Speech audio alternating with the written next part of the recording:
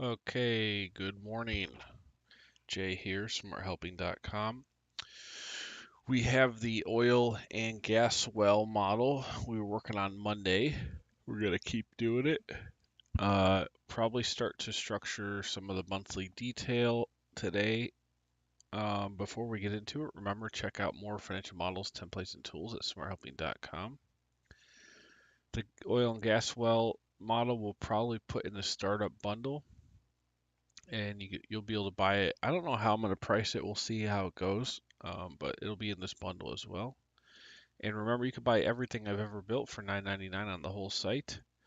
Tons of value here if you want to learn um, about how a lot of different industries forecast revenues, um, expenses, structure, financing. It's really, really valuable. So check it out. Let's send our live link over to Twitter.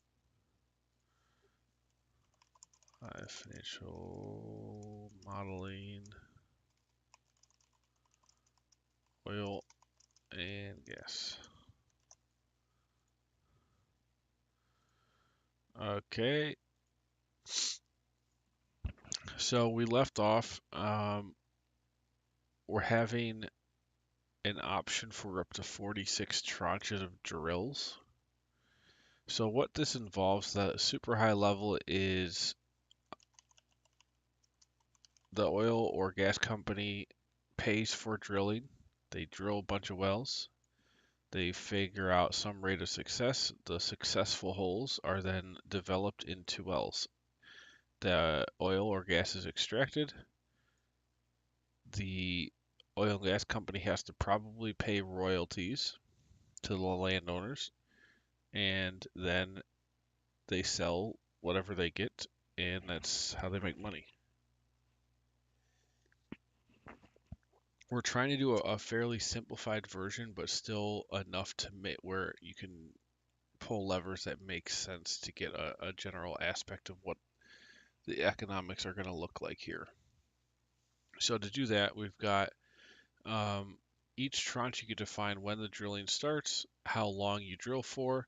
Now, how long you're drilling for is going to affect the ongoing exploration costs, which are monthly. I'll put that these are monthly. One-time exploration costs are just going to affect the count of drills, holes, uh, and then when they happen. Uh, Success rate is then going to go and drive the count success rate, and that success rate drives the count that actually are successful. So then there's another cost to implement a successful well, and then from there, there's also an ongoing extraction cost. Now that will then be spread. That's a monthly cost, and that let's put monthly here.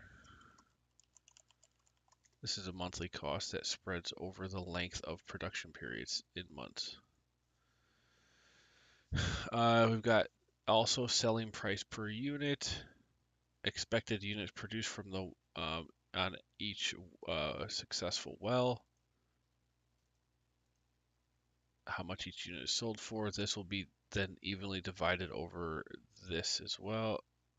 You've got the percentage of production revenue kept. So you're paying, in this case, 15% of it is going to the landowners. Then you've got annual price change. So this is going to affect this starting price. And every 12 months, it'll go up by 3% against the start month of production. Okay, so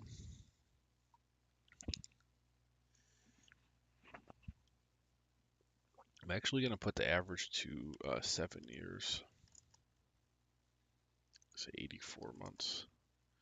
This is going to be a 15-year model, up to 15 years, and we could just look at essentially iterating this logic over and over again across 15 years. Now, as far as exit values,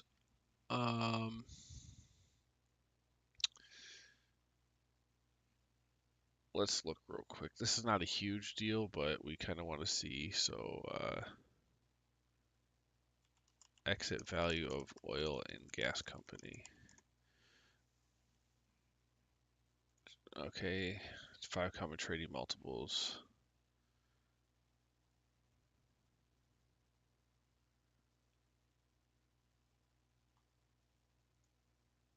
All right, let's put enterprise. I mean, the enterprise value is gonna enterprise value. Okay, oil and gas valuation methods.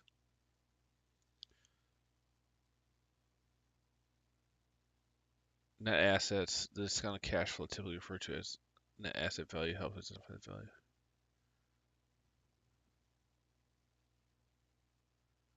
Current value after tax cash flows. Yep, we'll have that in there, so that's what I'm thinking. But is there, so it produces cash flow, and then at some exit month, if you're selling all your oil fields, what can we base that off of, or can we? It might not make sense to even have an exit value logic in here. But it's assuming that if you have these upfront costs, and these costs are going to be high, like I just put in arbitrary numbers here, these are going to be much higher. Like to do a given exploration, it could be hundreds of millions, billions of dollars. So if you spend that money, and then at the end of year 15, you might still have, you know, wells you've drilled in year 10, 11, and 12, there's some value left on those that you're going to want to capture in the exit value or when operations end to get a proper discounted cash flow analysis.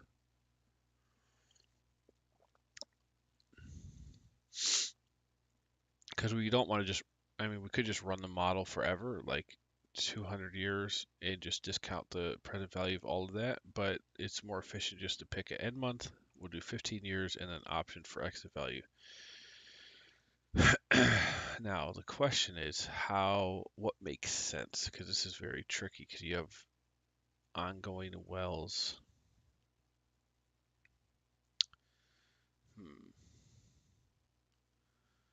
Trading multiples, commonly called NRA.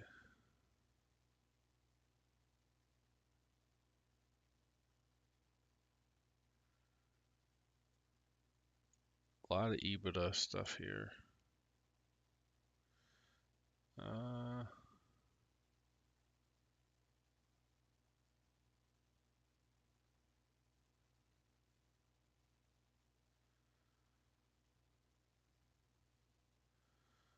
I don't know if we do it. We might just keep this a bit simpler. We might not look at an exit value. In that case, what you would do, so say this model goes up for 15 years, maybe we make it 20 years actually, and you stop, if the length of production here in this case, it was what, 7 years? So if you stopped in year 13, like if you didn't do any more drilling after the 13th year, then in theory, your last oil producing wells would stop at the end month of the model, and then you essentially can value that. So truly, it'd be a 10-year model, but we're showing the full value of all wells that ever get drilled. I think that's probably the best way. So we do a 20-year model. That gives you enough room to do a 10-year analysis, fully realizing all cash flows. And those last 10 years are essentially saying, okay, you're going to exit, if you exit at year 10, fine. Here's what the cash flows would be from year 10 to 20 based on what exists at year 10. Which would be like, the leftover life, remaining life of active wells at that time. I think that is completely fine. It's a simple method, but it works. And the purpose of this is really to study the deployment costs and then what your return on that is over time. So that will be possible. This article, the Springer.com, whatever this link is, I'll keep it in here. I'll probably put it in the final version because it had a lot of good insights and very detailed about the economics of drilling. So we will keep that link in there. Probably not put it there, but it will be. Now, um,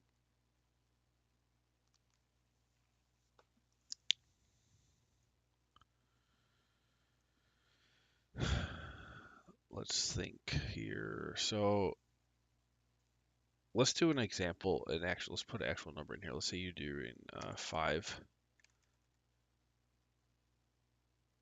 Let's say you're doing 10 drills, 10 drill holes. Your one-time exploration costs.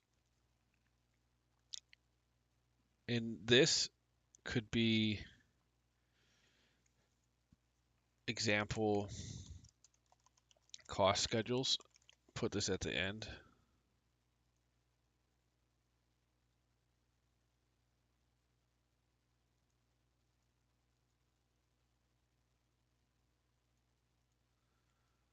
This could be, you know, example of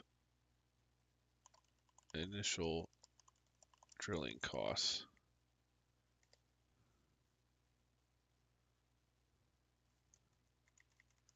Example of ongoing drilling costs.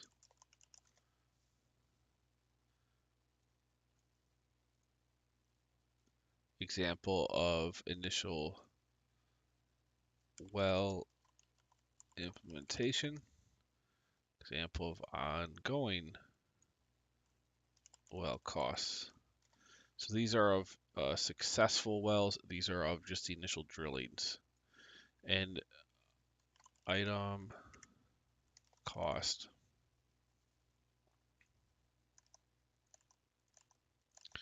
And this would be just to organize your thoughts on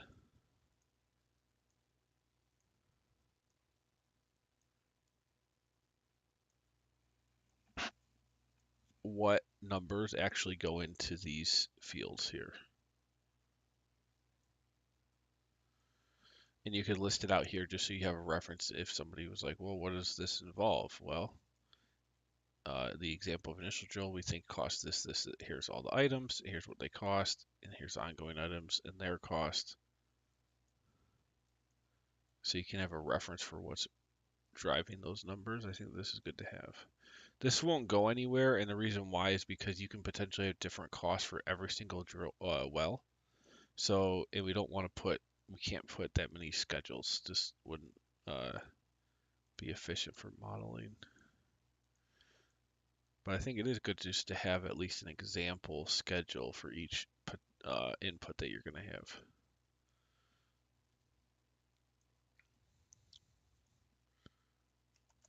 Let's put this to 10 and put this to 20.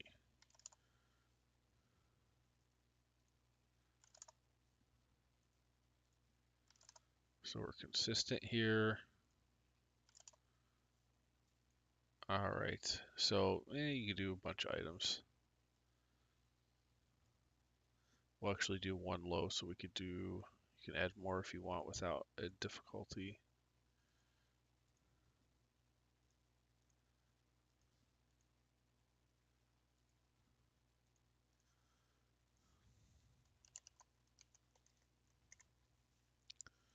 So I'll put this down just, whatever, 1,000 rows. So as you add, you can add more past the yellow, and that's fine. And it will add it up here. So item 1, item 2, etc. Cost,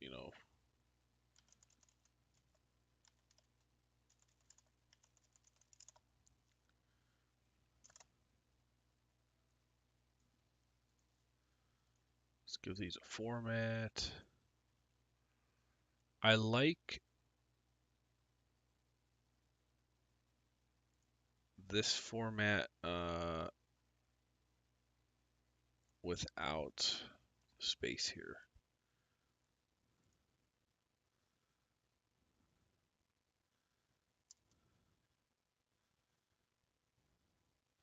And the 0 will have none.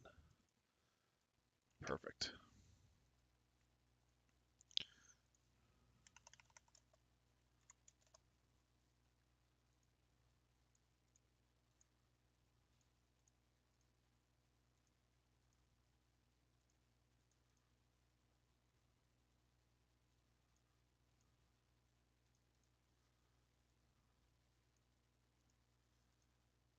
Okay, and that's it. We just can do that for all of these.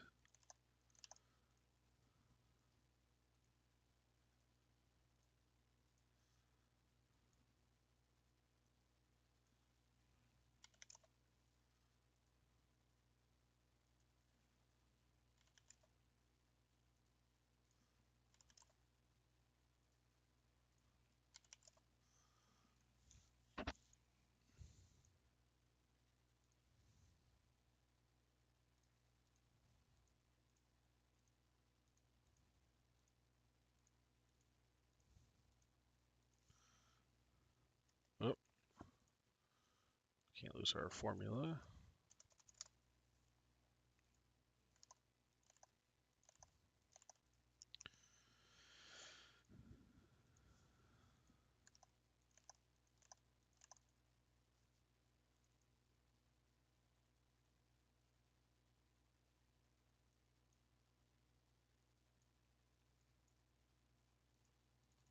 Okay, so just some general cost schedules. You put your stuff in here, you figure it out. You'll put the actual number in here for each type. Let's say our one-time exploration costs are 700,000, and our ongoing costs are, I don't know, 100,000.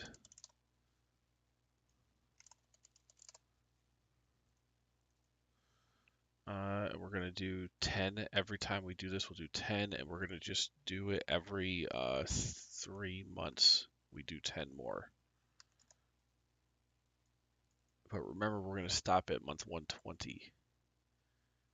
So here we do none, just so you can see. So month 118 is the last month.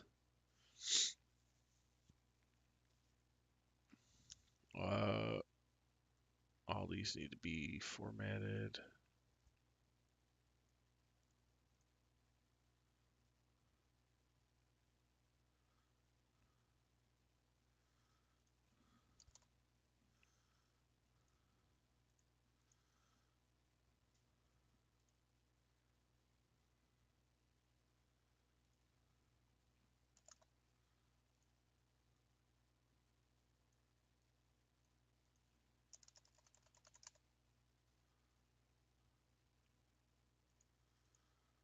Okay. So we have our deployment plan. The month each cohort of wells is starting to be drilled. How long we're drilling for. Length of production.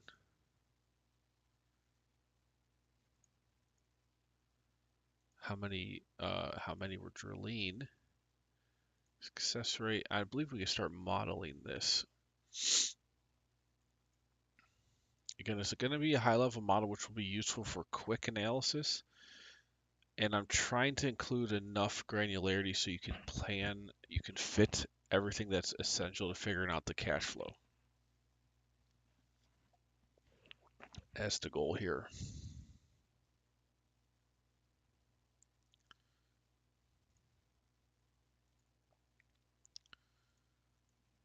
Okay, so monthly detail. This is we're gonna have this. We'll have, oh dear, we're gonna have to have a matrix.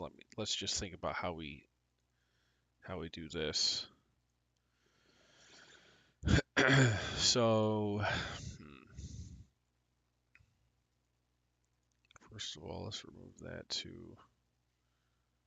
that'll go on somewhere over here on the, dang it.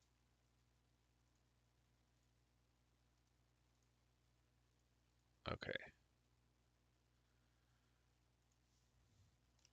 deployment schedule.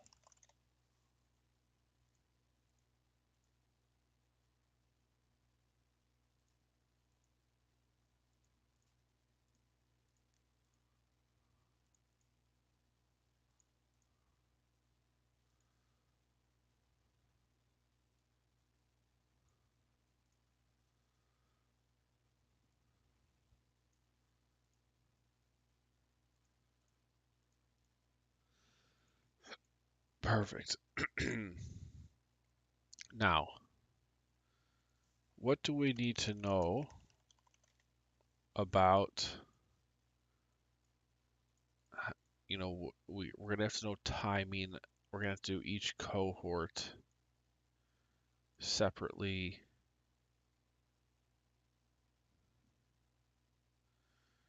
So we have months going across the top. And this is where the real modeling comes in. We have wells going down the bottom.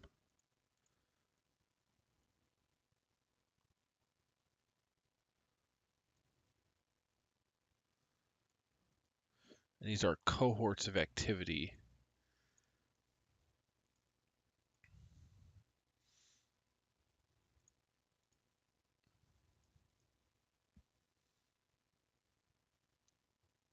Now what we want to get first is we want to know the count and the start month and the age. Those are all super relevant. So we're going to go out 20 years. So 240.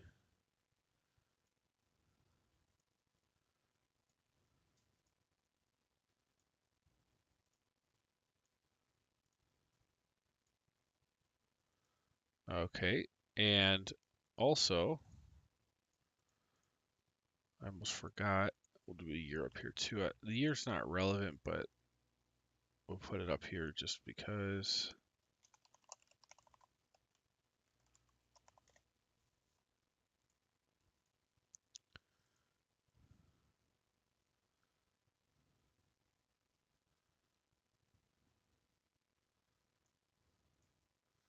Okay.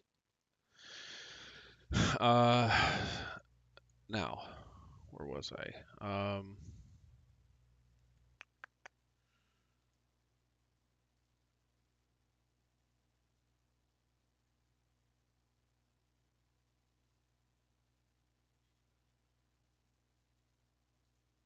We need to know. Oh, so the other thing I need to look at is, are we assuming the production is just evenly spread over the production period, or is there some kind of curve?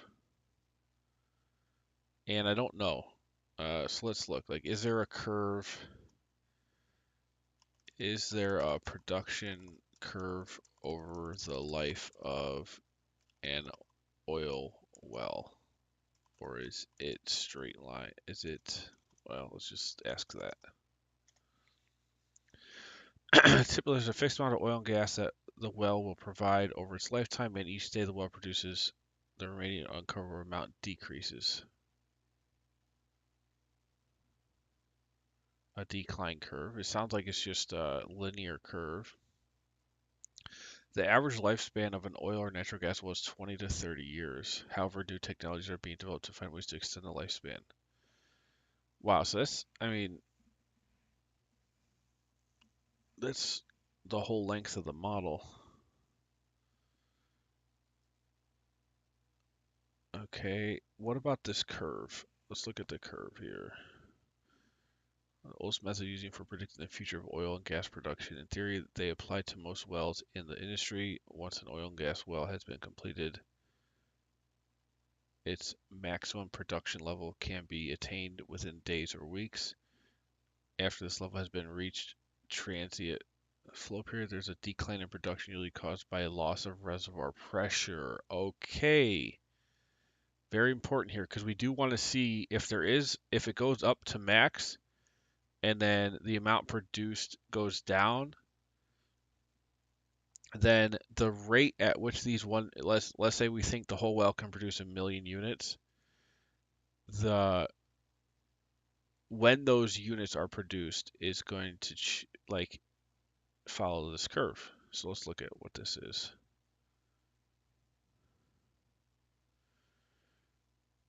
The maximum production level can be, so we're just saying like, okay, we have a million barrels are going to be produced.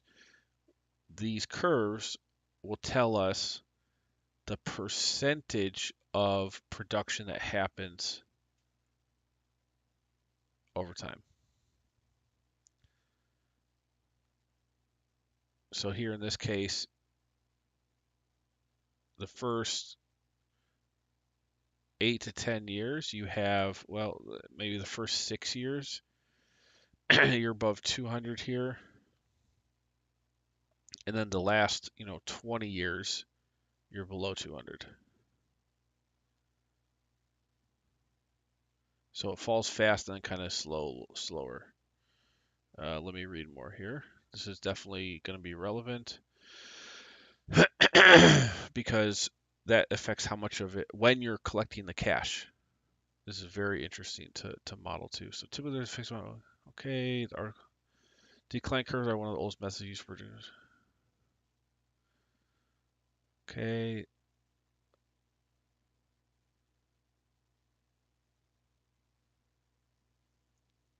Decline is generated from decline curve analysis software. You don't need software. These are just, I mean, you could do formulas for these curves.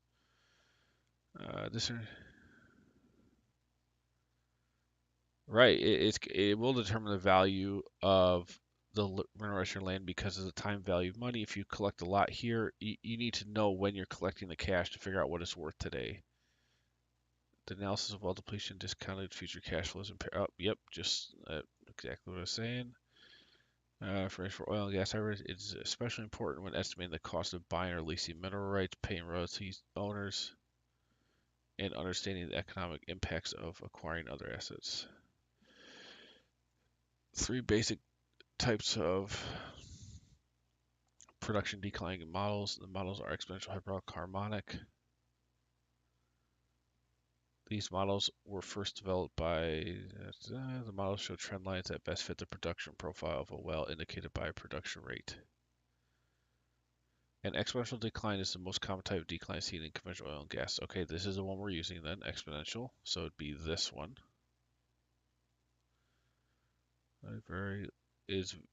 A hyperbolic decline is very common in the less permeable, tightly formed reservoirs. The trend line shows a decline that is not constant and can fluctuate. Seen in shale horizontal wells. Okay.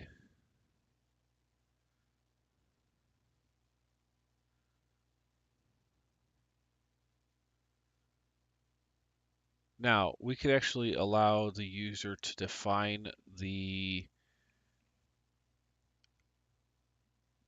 curve.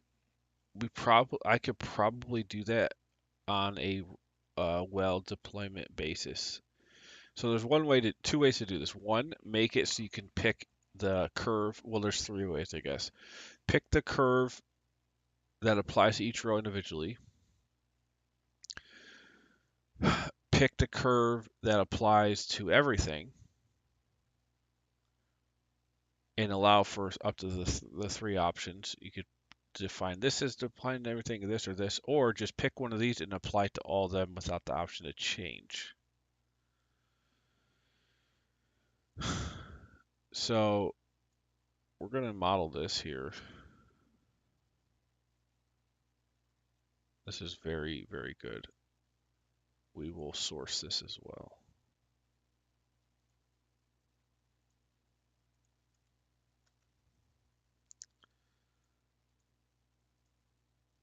Okay, so we're going to model this. I think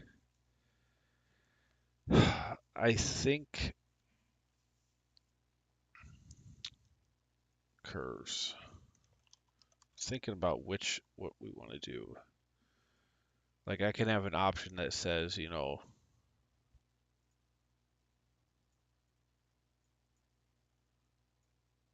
and what do we actually label this?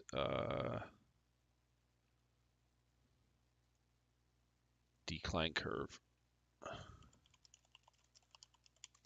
So we know we can produce 1,000 million units in total, but when are those units produced? Well,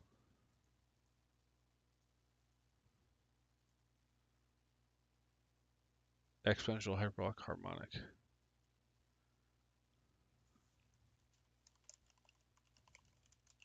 And this is going to be fun as I try to model these with the formulas there. Hyperbolic harmonic.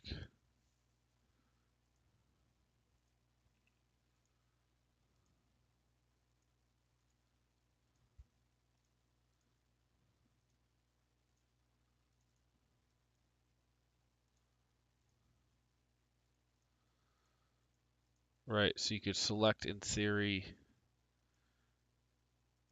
but in the curve will depend on the type of well, like it said here. There's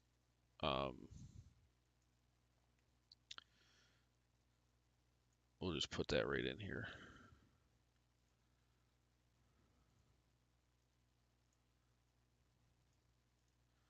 Those are the three types of curves and what wells use the different curves. So and then maybe you switch to hyperbolic for some of these. And again, in these months you start drilling don't have to be going up. You could like start all these in month 3, and then the rest of them, these in month 10, these other ones in month 4. It will be arbitrary. Like you can put any start month for this. It doesn't have to be going up.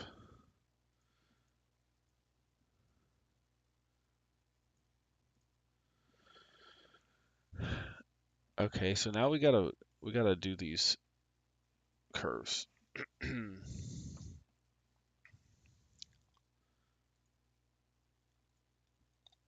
All right, so let's look at this formula here.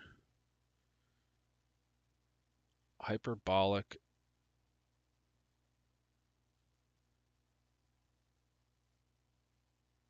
Oh, shoot. Can we model this in Excel? Maybe we just do the exponential. Exponential b equals 0. And what's d and t? T is probably the time.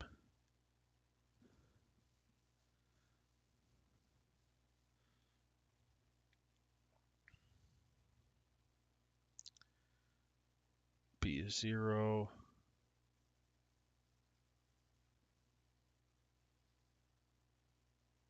Oh, wait, here's the labels. Okay. Okay, in the equation below, QI is the initial production rate. What are they measuring production rate by?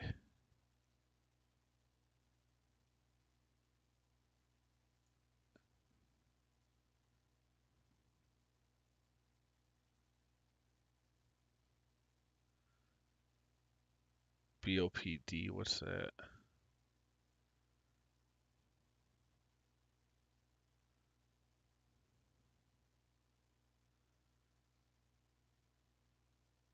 I mean, isn't this what we're solving for? Initial production rate at the given time. So QT is what we want to solve for. So I guess you have to know the initial production rate for this to work. That's just an input.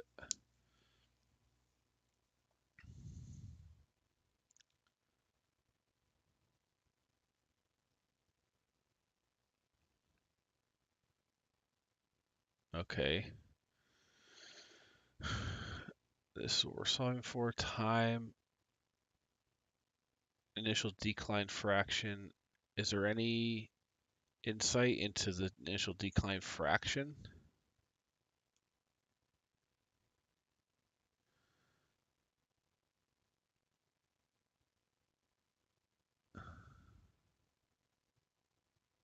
And the exponent.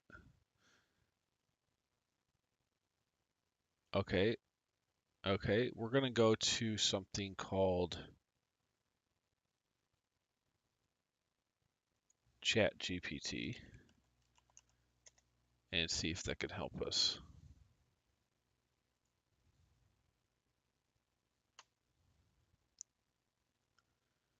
and it's at capacity. Dang it. If ChatGPT, whatever this whole OpenAI thing is available to be paid, I'm definitely paying it because it is insanely useful for everything that I do. Okay, so that's not going to help us. Let's just try Google then. How do I model oil and gas decline curves? So this is the site we were on in Excel.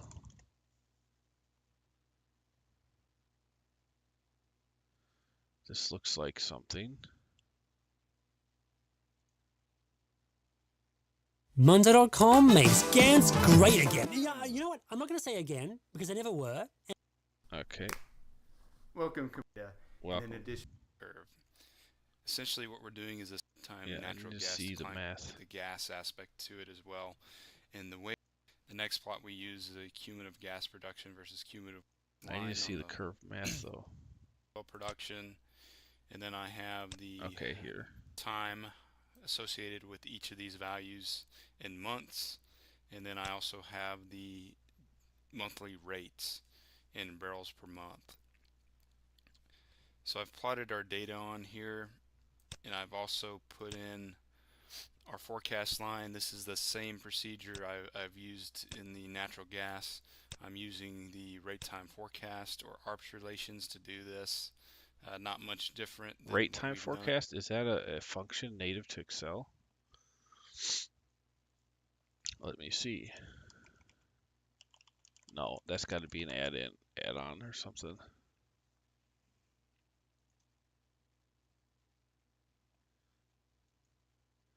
So that's not really helpful. I need to do it with just a raw. The real question I'm struggling with is what is the what is the initial decline fraction?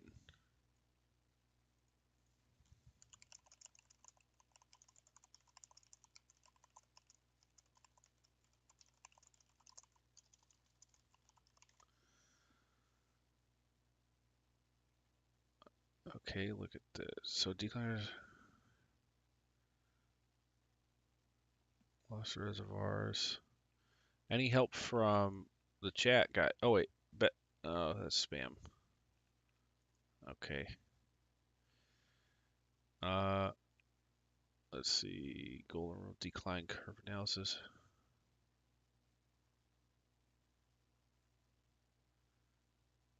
Here's the formula. Yep, that's the same thing. What's 2?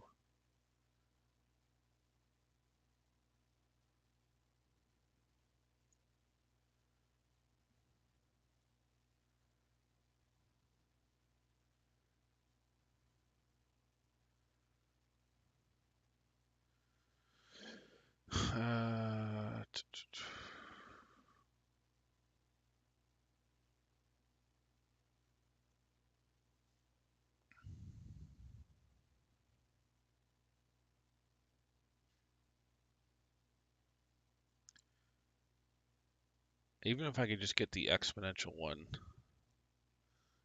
Wait, let's go back here.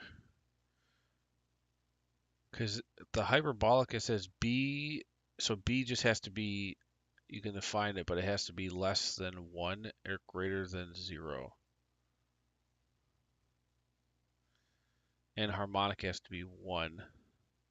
So this is 1, this is 0, and then the hyperbolic is somewhere in between. Okay. You could define that. 1 plus this times initial decline fraction. That's the issue, the initial decline fraction.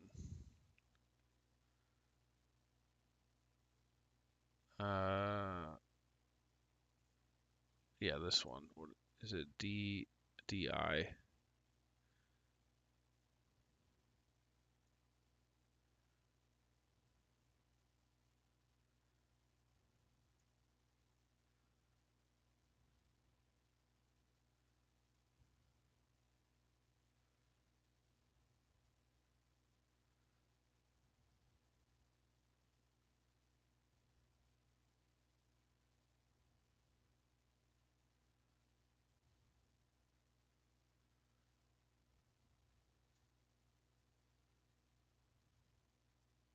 D is the effective decline rate equals decline rate over a time period.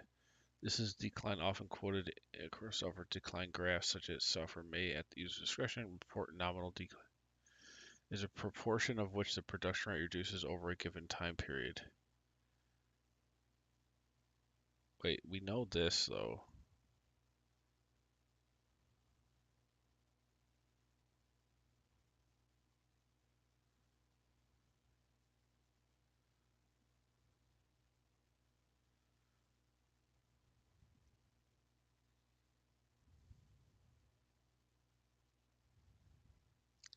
Where's the exponential one? Because that's the most common.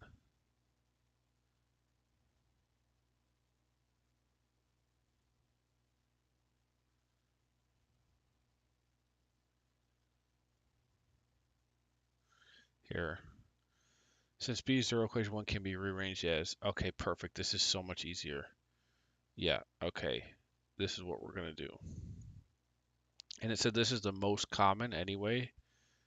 So decline curve is going to be exponential. There's no option. It's just going to be exponential. So we're going to assume this is the only one we're using. So curve this,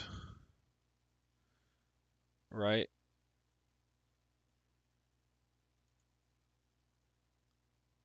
Let's put these formulas in. So current production rate, let's say if you're going to do a million, and we're breaking this down into months. So let's say you do a million, and our lifetime here, we're just saying is 84 months. It's arbitrary. So 11,000 a month. What if we think the initial production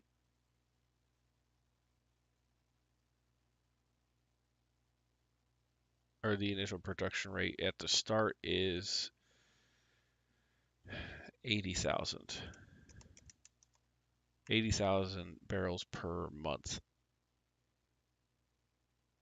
Okay. Or 80,000 units per month. Nominal decline rate. Can we just put a percentage here? Let's say 10%. Cumulative time since start of production. So this is when we plug in our formula to figure out after the number of months.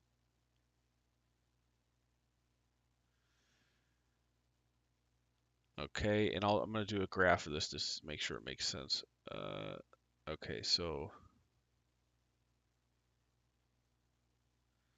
is E here? What is E?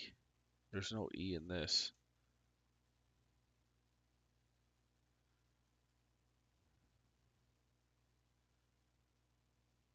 Let's look at another formula.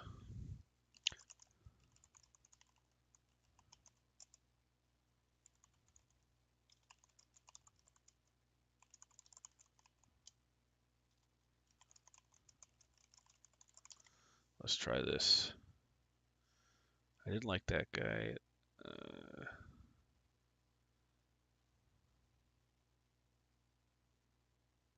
Rate.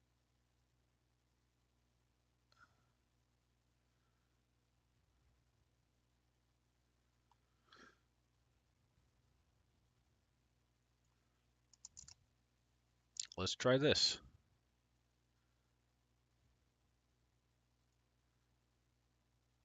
Exponential decline.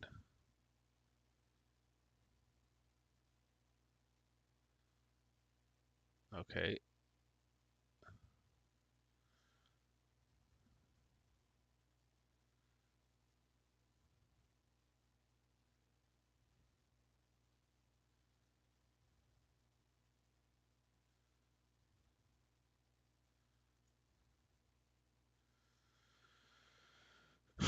Looks like they're using Euler's number, natural logs in here. not natural log. I thought I saw ln. So do I have Euler's number in Excel?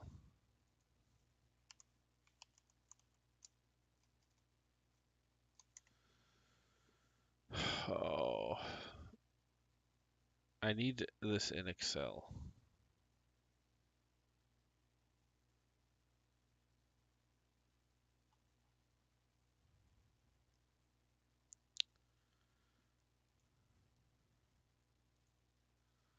Okay, let's go back here.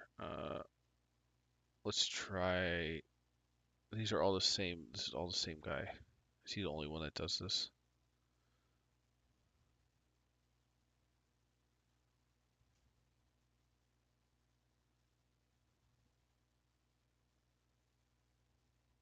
Exponential method. Now, I've been using Grammarly for years. Now, the great thing is Grammarly is free and easy to use. This is It how not we only learn helps you check online, your grammar, people. Halo teman-teman, selamat datang lagi di Engman. Pada Okay, I can't kesempatan understand kali him, ini but di Microsoft Excel. Asing lagi dengan decline curve analysis. okay, Ini this is what I want. pasti This sudah is what I tidak asing want. lagi dengan decline curve analysis. Okay, so I was right. So initial rate, whatever unit, 0, and then 50%. Okay.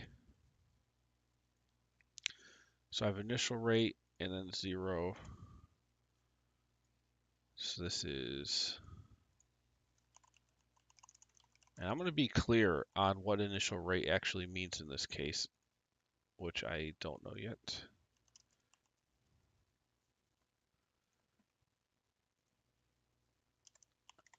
So, no, DI is the percentage.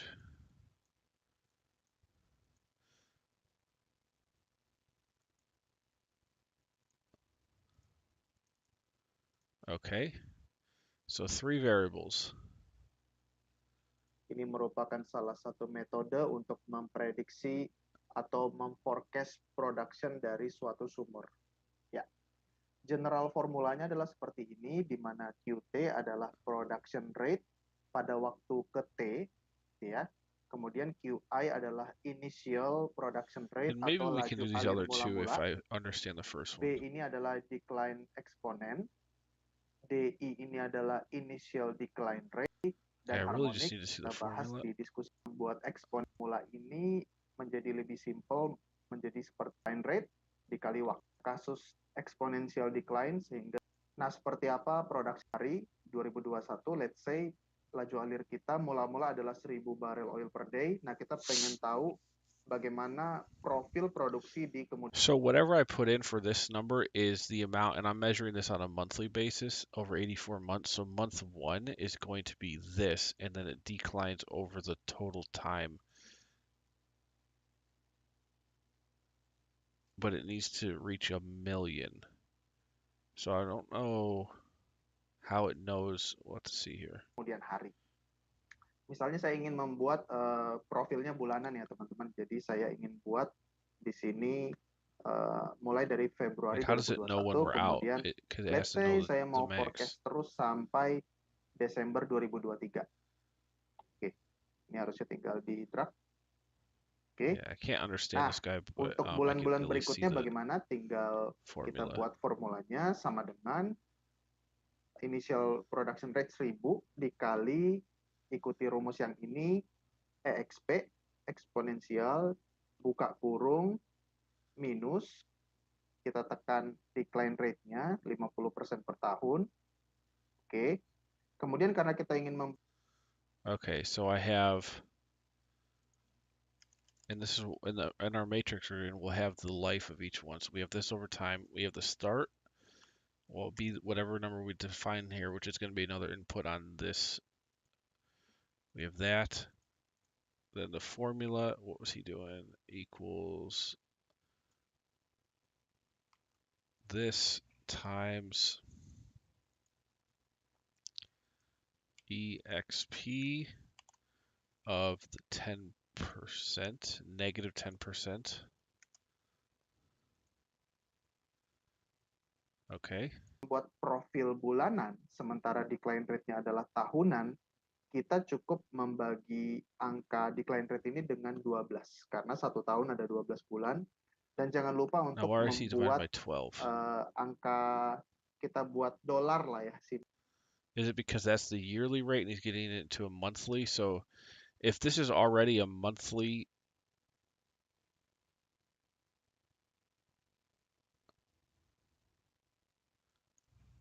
let's say this is a yearly decline then. Just so we're doing the same thing. So you define the yearly decline. So equals this divided by 12. Simpelnya gitu ya dengan menekan F4 gitu ya. Ini maksudnya untuk mengunci dalam Yep, lock the perhitungan-perhitungan rate. di sel-sel berikutnya kita akan Is that tetap it? memakai 50% ini. Jadi kita tekan F4 seperti itu. Kemudian cukup di Oh, that's it. Okay, so hold on. So now my issue is if we do this, how does it know?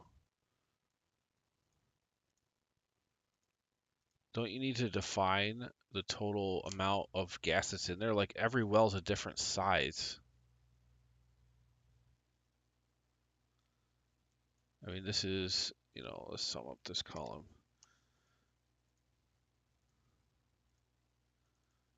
I guess if you know this number, whatever this number is going to drive, the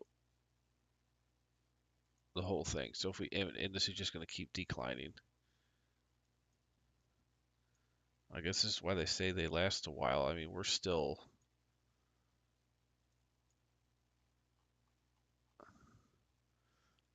at 8.9 million. If the starting amount is 80,000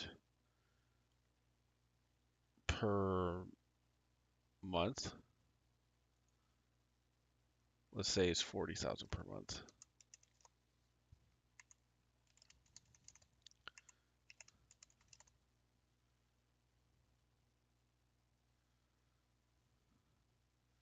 Okay, and let me look at what this curve looks like.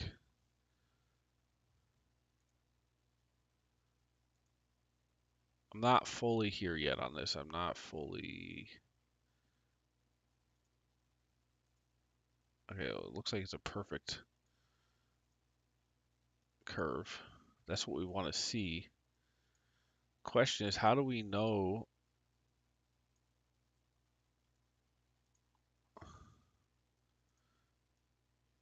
based on how big I guess this initial production rate is going to be, how do I know?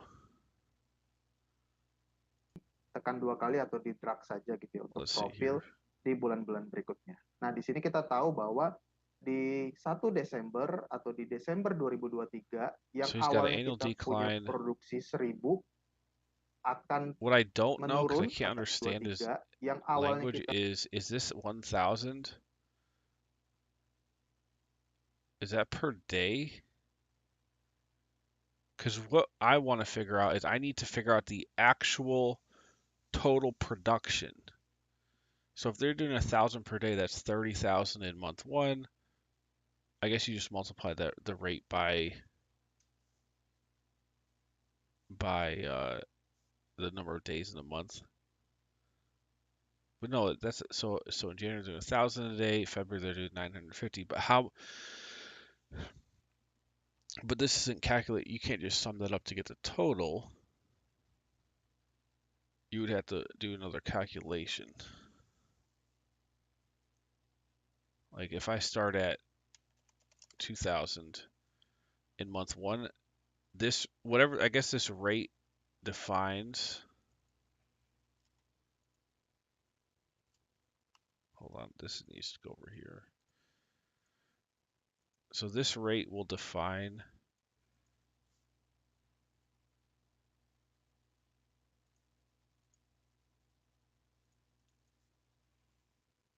where, let me see, let me just double check everything here. So he did, kita punya produksi 1000 akan menurun. what's he locking? R6. And then he's just going down. Yeah, so it's the same. You just go down, multiply the next number. You're getting this decline curve in production. Now, if this is, turun akan decline dang it, sampai scroll ke back level up. 233 BUPD saja. Seperti itu ya teman-teman, karena memang sumur-sumur migas kita pasti lambat laun akan turun terus gitu ya produksinya, akan decline produksinya. Nah, itu yang ingin kita tahu, itu I yang think ingin maybe kita an English-speaking forecast. person might be Sebenarnya easier. sumur kita ini seberapa cepat Let's try this. Monzo.com makes Gantz great again. Yeah, you know what? I'm not going to say again because I never were. All right, so I'm going to give you a little history. There's another book back to the derivative 1, 10, 100 or something like that. All right. Teach Okay. me. So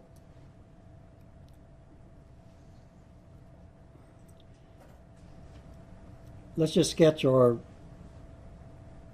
general infinite acting solution, something like that.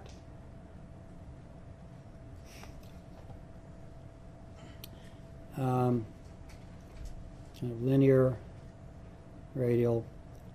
This would be a TD of around 100-ish. I'm not quite sure what this linear, departure from linear is probably. Okay? From day one. You can't go to negative pressures. Oh, this is tough.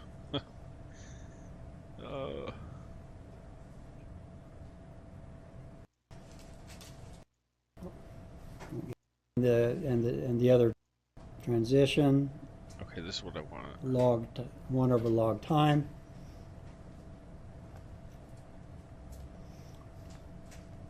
Linear, transition, and radial. Generally not, a good thing. Okay. And this would be for different size RE values. We express it in as dimensionless value, 100. Okay. Halo teman-teman, selamat datang.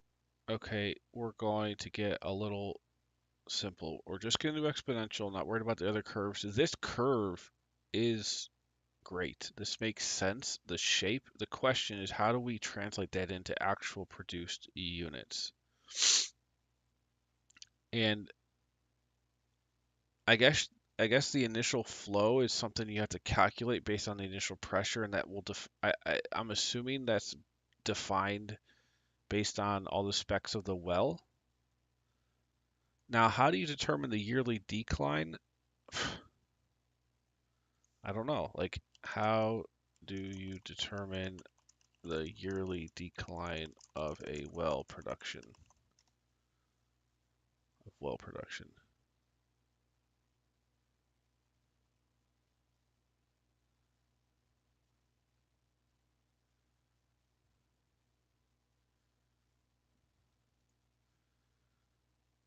Okay, let's try this.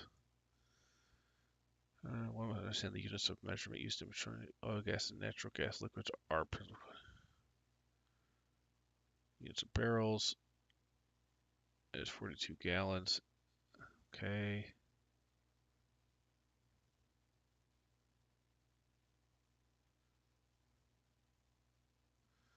Okay, that's fine. Don't care. Okay, basics. When oil and gas are reduced in primary production, in most cases, the primary production rate declines over time. There are, however, a few exceptions to this, as in the case of a strong water-driven reservoir production rates that may be limited to production facilities. Production from a strong water drive. As oil and gas produced, the water moves toward the well and eventually begins to be produced at. Okay, I don't care. Like, I don't care about that. To increase production in. Okay.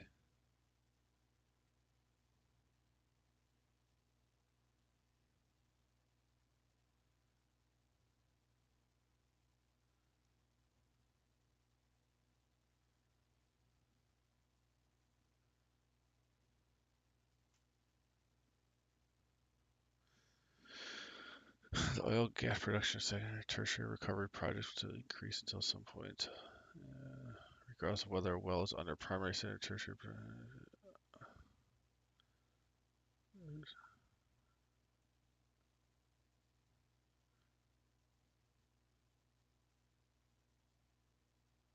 Two distinct types of decline profiles: exponential and hyperbolic.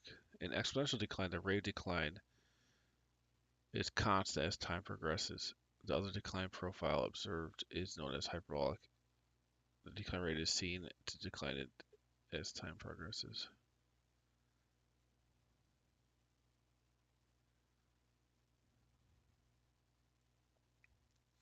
No one's actually sure why production out of some reservoirs decline exponentially versus hyperbolically. Okay.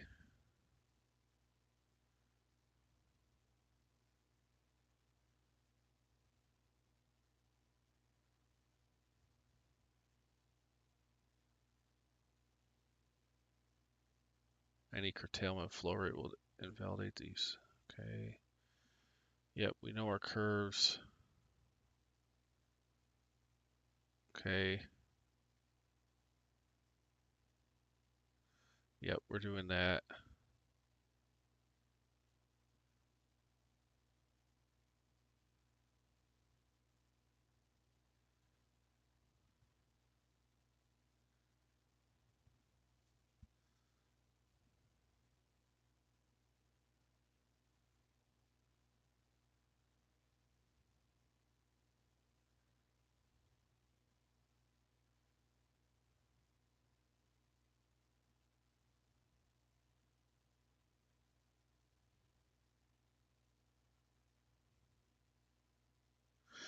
Here, okay. If one uses yearly decline rates, then the time used in the equation must be years. If monthly decline rates are used, the time used in the equation must be months.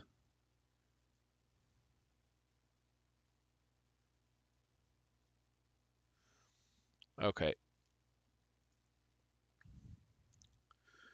So let's say I think this is the monthly decline, and I think it declines at 2% per month. Now, this no longer needs to be divided by 12, and it's simply just the previous amount produced per month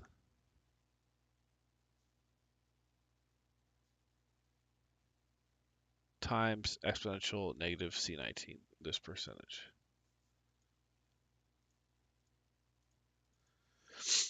Now, the initial rate, we can just say this is the monthly rate. I mean, if we do barrels per day, we'd have to multiply each of these numbers by the days in a month.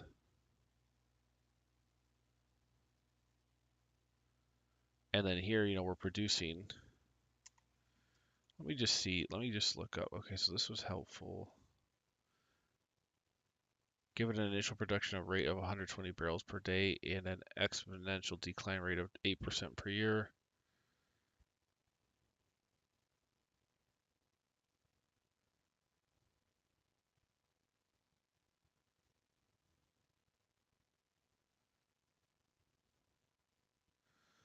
Okay, so we want to start in barrels per day. So if we did 120 barrels per day,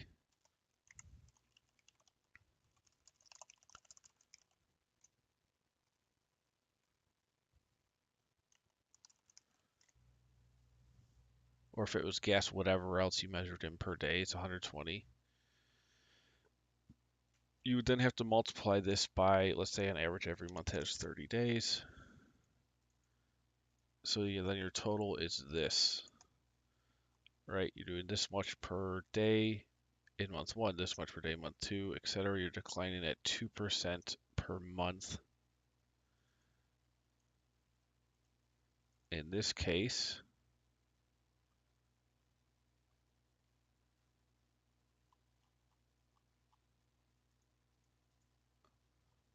we're down to 6 a month. Now by 10 years, we're at 11 or 333 units a month about 10% after 10 years. Okay, so I think these are the inputs we use. This is the curve. It makes sense. Now, okay.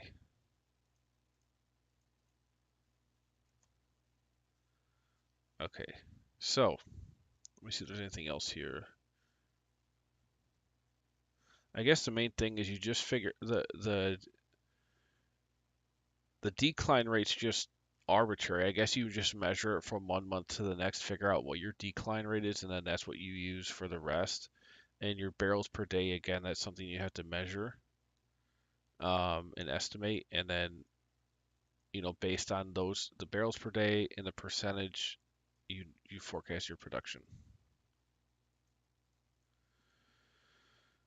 All right. So here we don't need this. We don't need expected units produced. We do need the selling price for sure.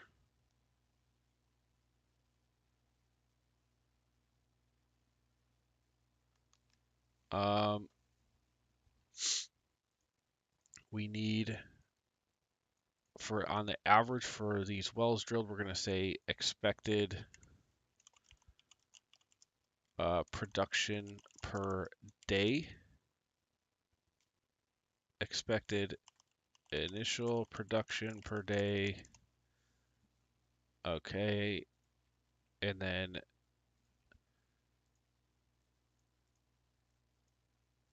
monthly. What's the proper term here? Monthly decline in production percentage. And this is a percentage. And that's it. And I believe we can do the forecast from that. So that's good. Let me put this over here. So let's say we start with 100 a day we think all these wells can do, and we think they'll decline at 2% per month.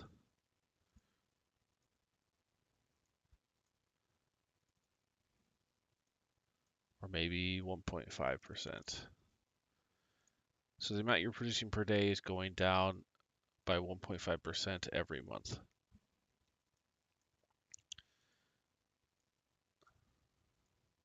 And so if we go this minus this divided by that. Now the question is, why is this 1.98%?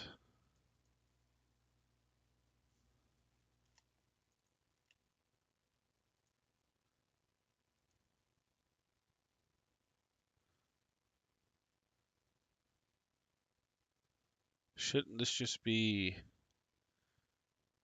2% less every time? I guess not.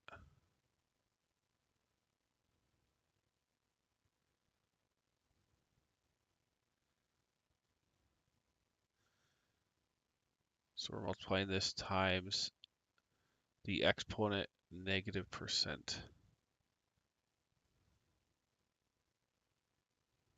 Okay.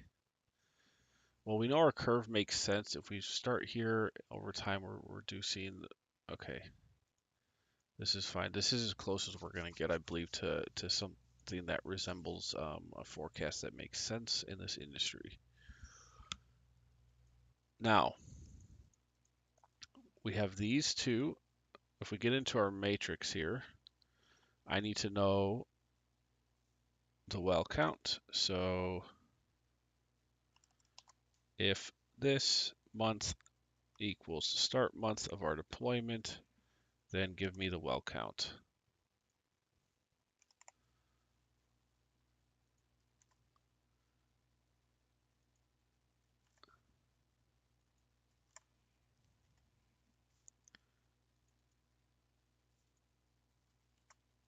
And let's do the cool formatting. So here I have the count of wells over time.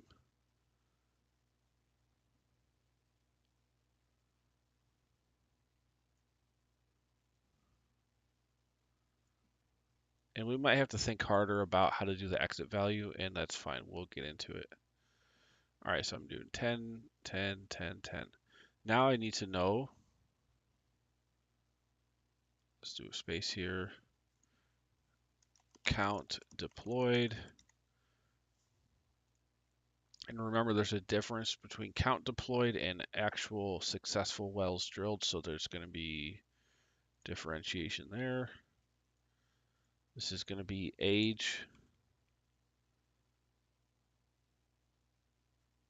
Age since since exploration.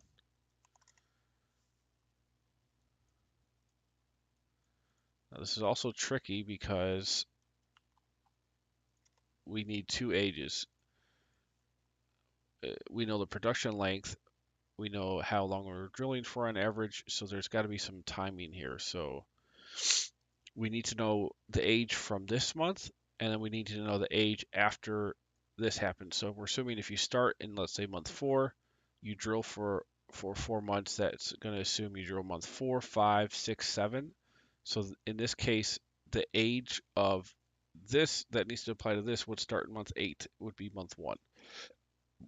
So we'll see that the easiest one, the first one is age since expiration, which is just if this is greater than 0, then 1, otherwise 0. There's my age, and then I just simply wrap that with if this is greater than 0, then B53 plus 1. All right, so I have a dynamic count for when all these come online. So that's good to have.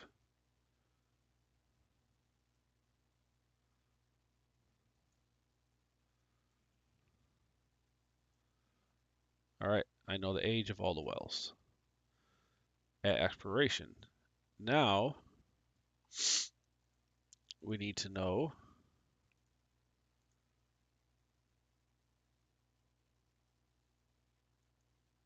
so this is tricky. So we need to know when this is, when this ends. Because we also have to have a trigger for when these one-time drill costs go out for a successful find as well.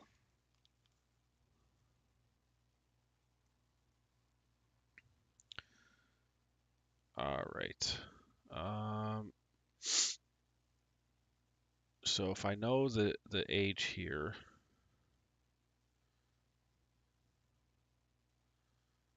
and I know the count deployed,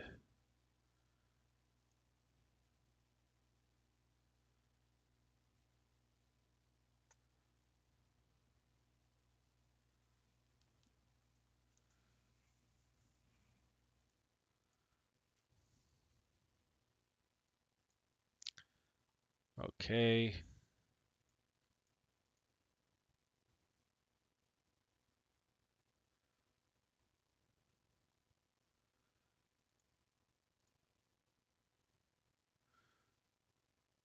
I need to get the age, and then I can just check if it's 1, then it is, if this matrix is 1, that's going to signify starting the production months.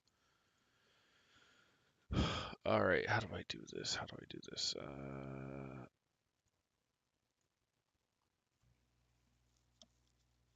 I guess if the age,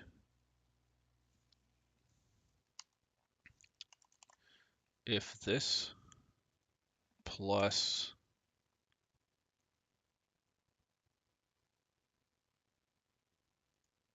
so that'd be 5.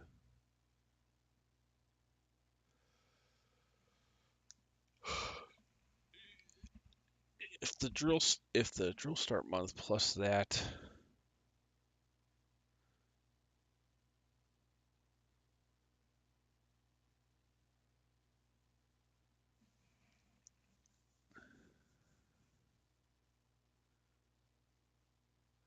if the age equals,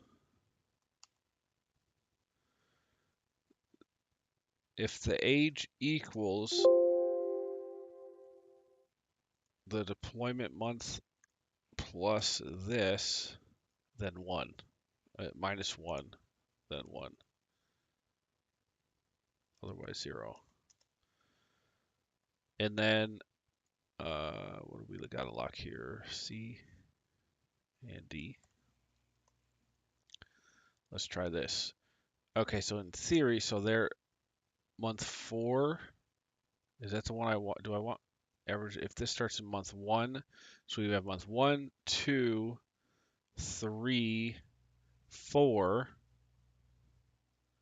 No, it wouldn't start till, and then month 5 would be essentially when this starts, if it's successful. So scratch the -1. We don't need to subtract 1 at the offset. So in this case, we started in month 1. We drilled 1, 2, 3, 4. Then in the 5th month, this would be the start month of our production period. And then we say if this is greater than 0, then just add it. So then we have our counts. So this is the age of, since age production. Now the age of production we can then measure against how long we're producing for, and then that month number is used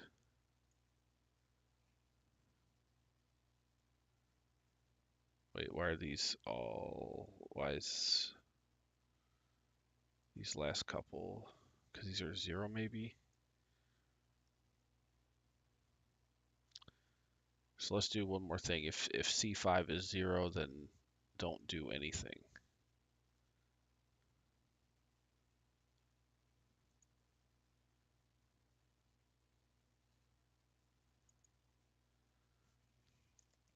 Let me check here. So this is doing, okay, that's fine. So here I just want to put a little qualifier. If there's no start month, then it should always be 0.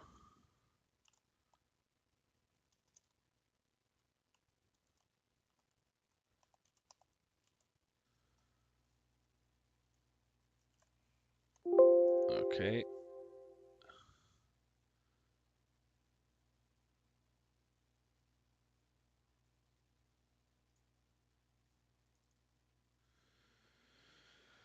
And now we can say if our age of expiration is less than this, less than or equal to this, then take this cost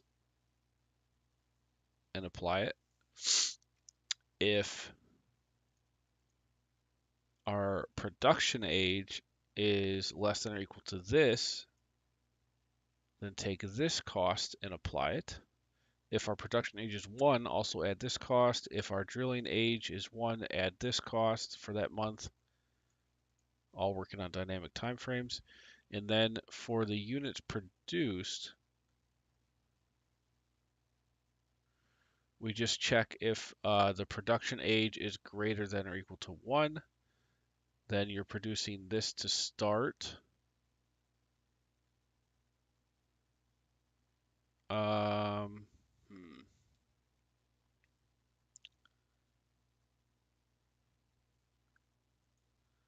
Does this work the same if I know this curve? Let's say this is just 1. Then I know the percentage, and I could just define the age of the production. I mean, this is just the same thing.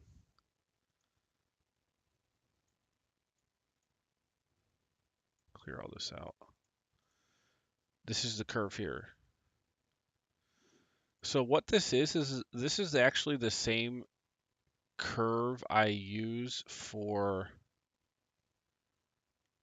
SAS retention, which is just a fixed percentage every period. It's the same percentage.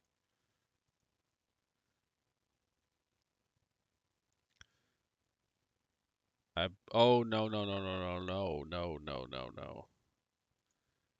It is changing over time. So it's different. It is different. Because now we're hitting, so yeah, this is different. 58, So let me hold on. Let me get back here. The percentage change is the same, but oh, the percentage change is the same, but the actual remaining rate is different. Like you're going from 100 to 98 to 96, 94, 92, 90, 88. Eventually, you're only going down by like 1%. SAS curve would do an even amount, like 2%, down 2, down 2, down 2, down 2. This is saying the rate is the same, but it's applying to, it's slowly, the percentages are getting lower in a different type. Okay, that's fine. So I could just take the age times this percentage, and this is the percentage of the total, right? So in month 20, we're doing 68% of 120, right? Let me put these numbers back in to double check that. Yeah, so I could say in month 20, we're doing 68% of this.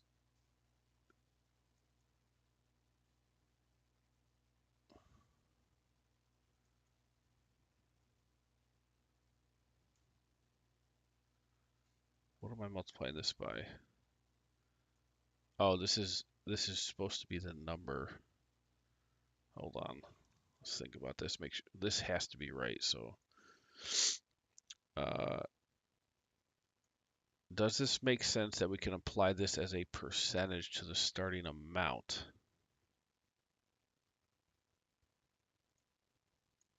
Let's put it back to a number. Let's say our starting amount was 100 a day. So you're doing 100 a day. So after 20 months, you're doing 68 per day. Now, in theory,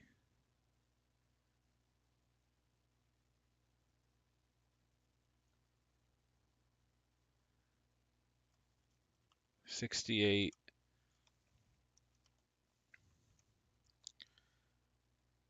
you're doing 31% less, so you should be able to just multiply this as a percentage.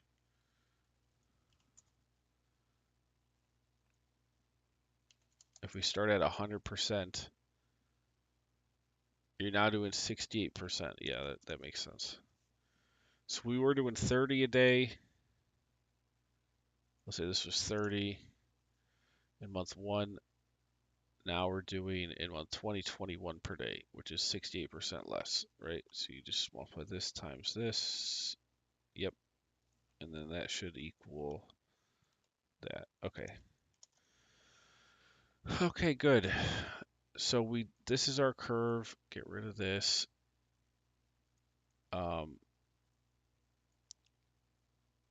Now what's tricky is if these all have different curves, which they probably will because they have to, the starting capacity is probably going to be different on average over time. So we need this percentage style for every single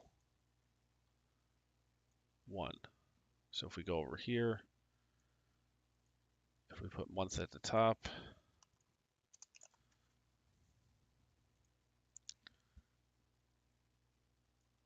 go out to 240 months. Now watch how this comes together.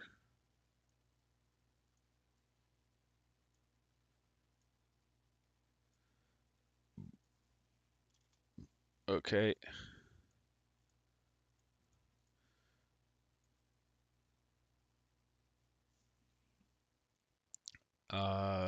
So 1 always has to be 100. Well, yeah. So 1's always 100 for every well. So we go description over here. Let me just move this so I can make sure I don't mess up the thing. Oh, there's not that many. All right, so we have our cohorts here. 1 is always 100%. Doesn't matter. You always start at 100%. And then here's your decline factor. It would be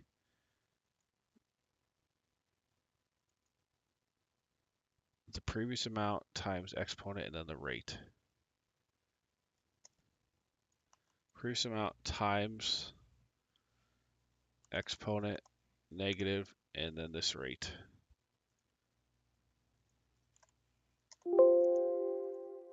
And this is the percentage of from the max that you are at.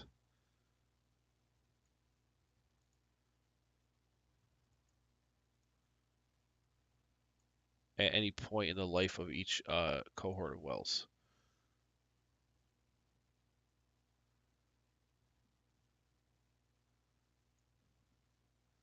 So in 220 months, you're doing 4% of what you were doing in the very first month.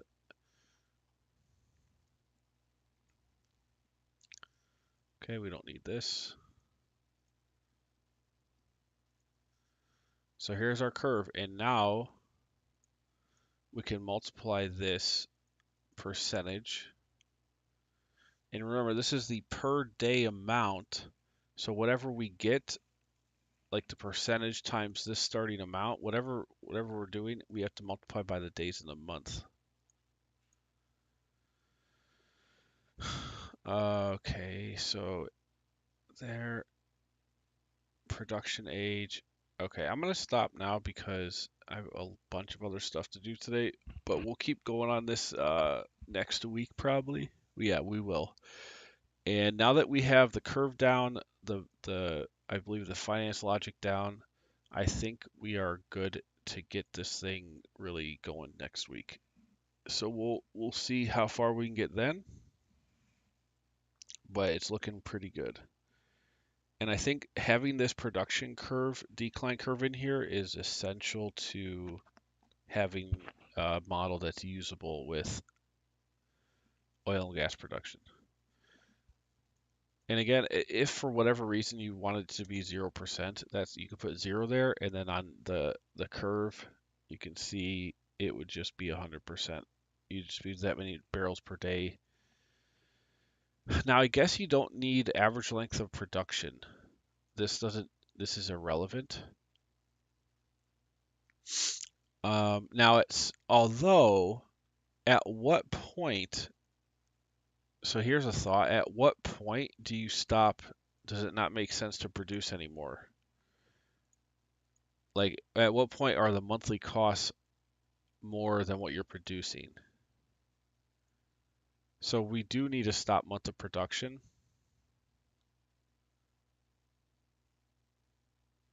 And then we also need a lookup that says, here is the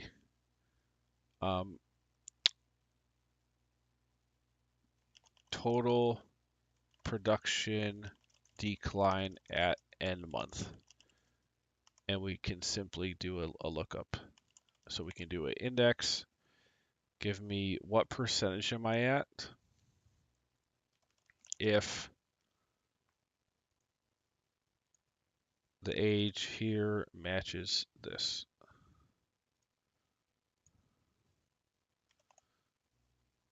Okay. Lock that.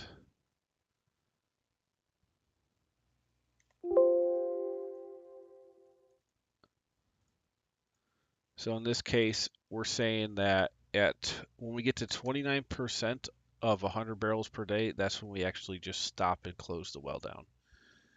Or if this were month 60, you're stopping when you get to 41%.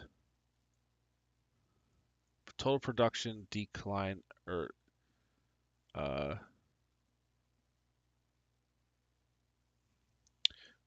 production at stop month per column E.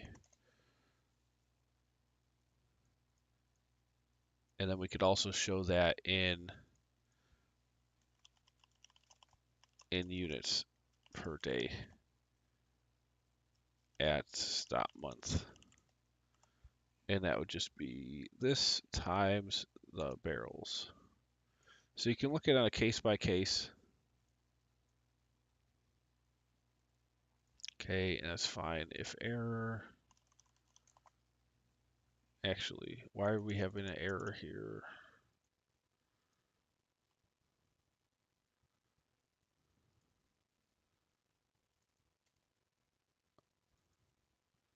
Because there's, okay, that's fine. So this is the highest level piece of this logic. So we go if error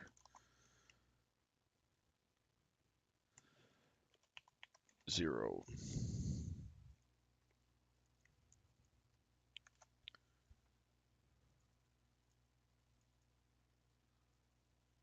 Okay. So at the stop month, we're doing 41 barrels a day. Here, 28. Or if you were going to run it for, let's say, 120 months, now you're stopping at 16 barrels a day. So what you have to know, like how much revenue are you getting from these barrels or units times this unit, and is that greater or less than your monthly operating cost? Like when does it make sense to stop? Because you're not just going to run it the well dry, I imagine, but maybe kind of to dry. I don't know. But the point is, it's arbitrary in this model, and you could define these months at anything, this at anything, and it will update the numbers. So I think that's important to see.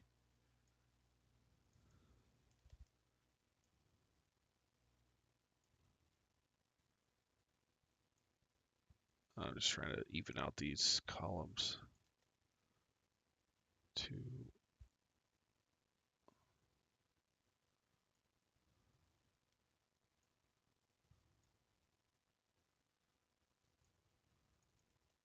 There we go.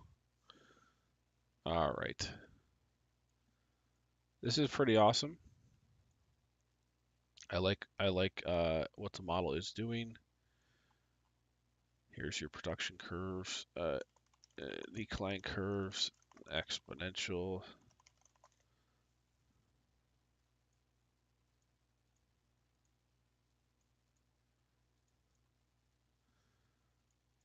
And based on the life of the production, where you are in the life of the production.